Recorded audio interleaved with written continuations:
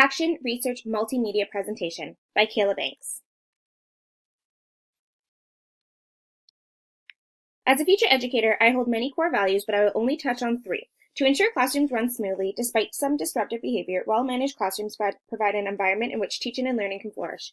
My first core value is effective classroom management strategies, as they are an important factor for affecting student achievement, as disorganized expectations can make the classroom chaotic and potential unaccepted behavior and actions.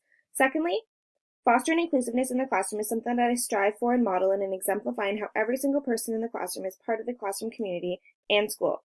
Collaborative and inclusive learning environment allows students to work collaboratively with their peers to emphasize their strengths and learn from each other. In my placement, I focused on promoting this learning skill of collaboration, as it is important for students to work with others who are not their friends. Lastly, universal design for learning is an important core value that as it promotes a teaching to help all learners be successful. It coincides with inclusiveness as it allows teachers to structure their classroom to all learners so it can benefit students with learning and attention issues. As it is such a broad topic, UDL frames my approach to research and focusing on how incorporating technology such as iPads in the classroom can support UDL. In connection with Creswell's worldviews, my personal values of collaboration and inclusiveness align with the social constructivism worldview. The social constructivism view is identified by individuals' understanding of the world in which they live and work and make meanings of their experiences. Human beings engage with their world and make sense of it based on the historical and social perspectives, and that the meaning is always social, arising in and out of interaction with the human community. However, my research question connects with the advocacy and participatory worldview because it focuses on the needs of groups and individuals that begin with important issues or problems in our society. In the 21st century, we are moving away from print-based activities and focusing on incorporating learning with technology, which is an important issue in education if iPads support literacy development like reading books do. The topic area for my research proposal is related to the universal design for learning, focusing on incorporating technology, specifically iPads in the classroom in regards to reading engagement. Reflecting back on my practicum, during periods of silent reading or literacy centers, students were not motivated to sit down and read their novels as they would always be getting up, switching books, or getting distracted from other students in the classroom. And they were not doing any work before, during, or after. When students are given the opportunity to read text, how much are they actually comprehending if they aren't interested in reading the text or even successful at it? The problem I found with silent reading during the practicum was students never recorded anything after they were reading for that period, so I couldn't inquire if the student understood the text or could comprehend what they were reading. So not even before, during, or after were there any work related to the reading text. However, during other subjects, students were able to use the iPads for classwork, and I wonder if this could have an impact on students' motivation to read, if they could use the iPads for ebook reading or a website source that allows students to read, watch, and learn in promoting literacy development.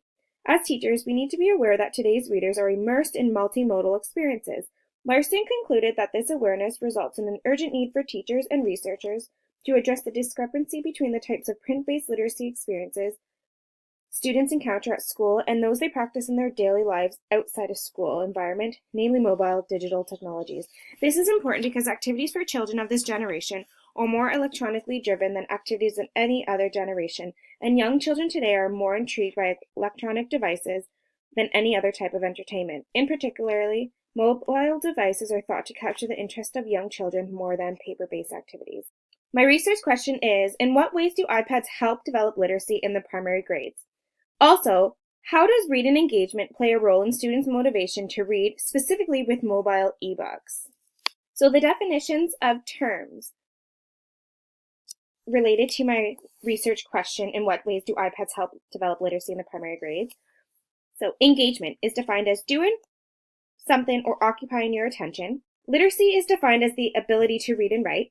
Mobile ebook reading refers to the reading of digitalized books, which are ebooks, that is done on mobile technical devices or tablets, computers, or iPads. Motivation is the desire to do things.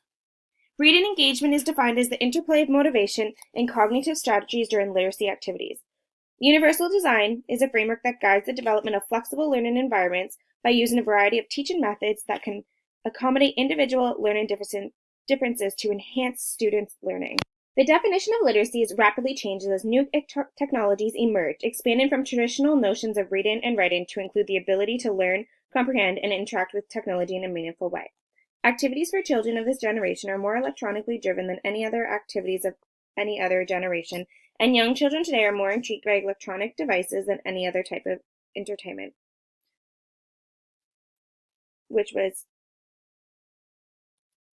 as Larson quoted in his article. In particular, mobile devices are thought to capture the interest of young children more than paper-based activities, largely due to their multimodal and participatory nature, which is often possible in the context of traditional literacy practices, which was seen throughout my practicum as students always asked to use the iPad rather than look for information in books in regards to social studies. Although reading engagement contributes to beginning reading and is important for subsequent reading development, little is known about how much affective factors interact when young children use mobile devices for reading. As literacy teachers, we need to improve to use a variety of texts for instruction in reading and writing, including digital and online resources. Multimedia additions to children's ebooks include symbolic elements typically not used with print books, which may help facilitate better comprehension, such as digital graphics, animations, music, sound effects, and interactivity of text, such as highlighting and oral reading of text. One reason that may influence the development of comprehension is the motivation from a learner who want to understand the text, which may help them gain comprehensive proficiency.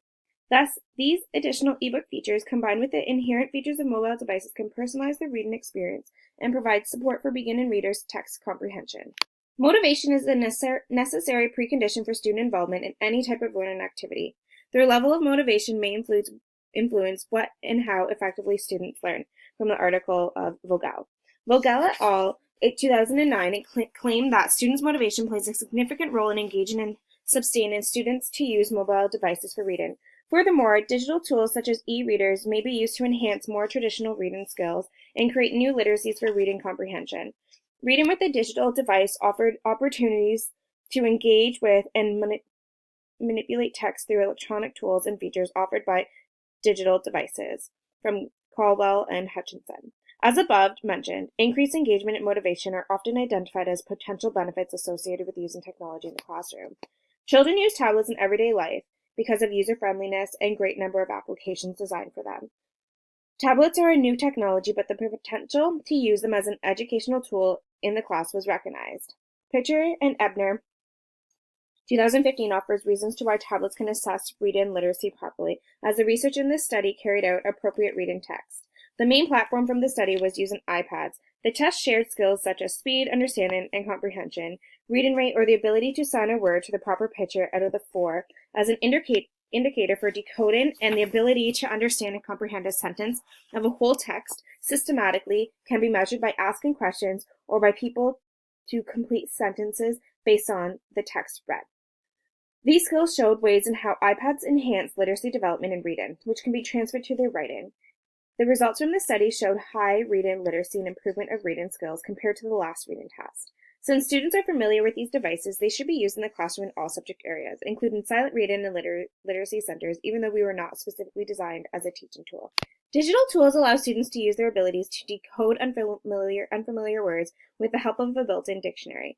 Caldwell and Hutchinson research conceptualizes the importance and benefits of reading with ebooks, tablets, or iPads, as students can be measured by filling out worksheets after reading to use the ability to understand and comprehend a sentence or a whole text, which can be measured by asking questions or asking students to complete sentences. What I find extremely interesting in this research is teachers often cite a lack of time or preparedness to use digital tools in literacy instruction as obstacles. In the article, it states that the printed page is no longer the dominant form of communication, and we must understand that it means to read and write multimodality, and as digital tools create new literacies. They state that teachers lack a comprehensive understanding of the types of learning afforded by various digital tools and how these tools might constrain classroom instruction. In a study conducted in the grade 3 classrooms on how iPads apps could support literacy instruction through electronic books and apps that supported student reading, encouraged creativity and independent learning, which differ from paper-based activities.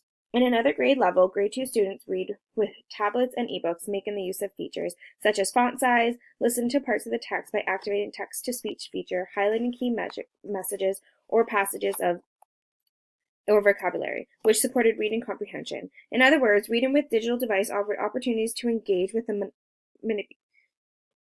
with a text through electronics, tools, and features offered by digital devices.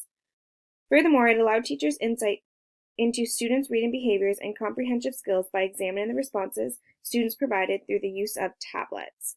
In order to increase literacy development, strategies should focus on developing high-order thinking skills that enable students to actively engage in a variety of cognitive strategies. Strategies can include activating prior knowledge, making predictions and personal connections, and visualizing, all of which are applied before, during, and after reading, which can be done using workbooks or worksheets. The development of higher-order thinking skills in language and literacy learning is essential throughout the primary grades. To accomplish this, students must move beyond recall of the text, reflect on what they know and need to know, metacognition, and draw from a variety of comprehension strategies before, during, and after listening, reading, and viewing to make sense of what they read. The definition of literacy is rapidly changing as new technologies emerge, expanding from traditional notions of reading and writing to include the ability to learn, comprehend, and interact with technology in a meaningful way. Thus, making the use of technology and tools in literacy can enhance higher-order thinking skills and engage in literacy learning. Overall, the iPads and ebooks are essential for the development of literacy in the primary grades to enhance higher-order thinking skills in both reading and writing. Thought and effort needs to be put into the creation of development literacy centers that promote before, during, and after strategies that allow students to reflect on the text they are reading. This supporting research outlines the significant role that motivation plays in engaging students to read, which enhances the importance of using new technologies in the classroom as a teaching tool. It is an essential part in developing literacy skills. My research plan. So qualitative data sources. So interviews. Students' responses to specific questions scored using cognitive strategies to synthesize and demonstrate understanding of a text by retelling the story or restating the information from the text to see if iPads enhance literacy skills. I selected this source as it would allow me to hear experiences directly from my participants, while verbal and nonverbal communication can lead to further questioning and deeper understanding. Journal writing or blogging was my second data source, as it allowed me to obtain descriptions of the context, including the participants' thought processes. It will allow me to develop an understanding and discover insights relevant to my research problem. Also, it can capture information on specific mobile ebooks to view literacy development in combination with self-reflection. Although I like the idea of journal writing or blogging, its validity and reliability could potentially fall short due to ensuring understanding is produced with younger students of their capability of writing, especially for struggler readers or English language learners. And my third data source was unstructured observation, as it allows me to view behaviors and experiences that are occurring naturally. I can use a checklist with this source, as it will allow for comparisons as part of my research. I selected this data as it allows me to see the motivation of students reading with mobile ebooks compared to print-based books. It also allows me to view behaviors or experiences that are occurring naturally. However, I would not solely rely on this method of data collection, as there can be many things occurring in the classroom at once, making it difficult to document every observation. The techniques I will use to ensure valid and validity is not to have any expectations or biases during the interviews, observations, and reading the journal, writing, blogging. By promoting valid research, I am ensuring that my sources are designed to measure my research question. I am ensuring that valid research as my data sources will be coming directly from the participants. To enhance content, the sources will be assessed by the opposite grade teachers and one person. Also, content validity will measure exactly what I want it to maximize to get the results of the research question with truthfulness. To enhance reliability and trustworthiness of the data collected, there would be one teacher who would be involved in coding independently, resulting in getting the same scores, reliable observations, and findings on the data. This will allow for consistency of the results of the data. There will be student participants. The data will be collected in the classroom, and interviews will be taking place during classroom time after students have engaged in the mobile ebooks.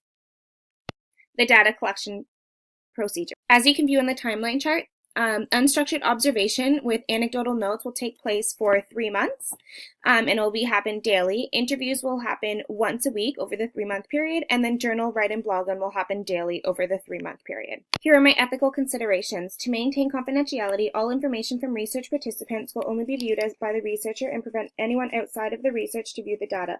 All data will be shredded once results are complied. To ensure confidentiality of my participants, all information collected from the data will not identify information from the individual participants, such as their name, and their data cannot link individual responses with their participants' identities. Here are the 6 references that I used in my research. Thank you for listening to my presentation today.